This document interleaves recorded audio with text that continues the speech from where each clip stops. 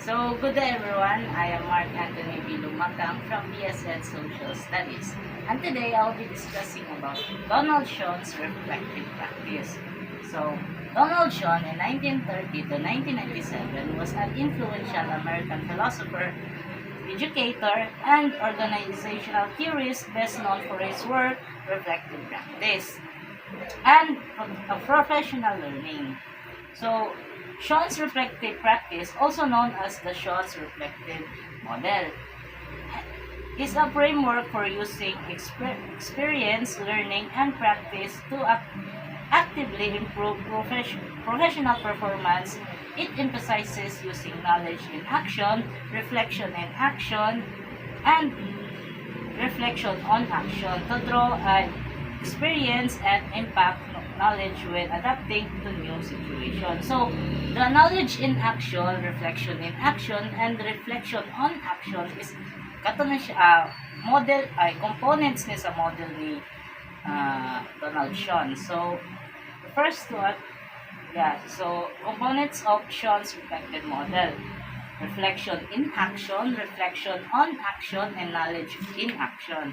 So, what is reflection in action? So, reflection in action is the process of thinking on your feet. It involves assessing and adapting your actions and decisions in real time. So, let's say for example, a teacher is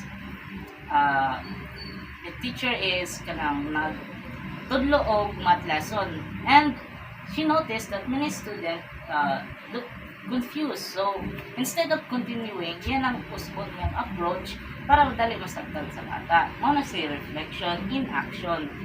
Kanang unahuna ka o mo adapt while teaching. So, reflection on action. It involves examining decision after they've occurred and evaluating their effectiveness and appropriateness. So, let's say for example, after an activity, na-notice ni mo nga or na-realize mo nga some student did not participate much. So, later, una-una ka og what went wrong, and mag-plan ka og hatag og clear instruction next time on smaller group.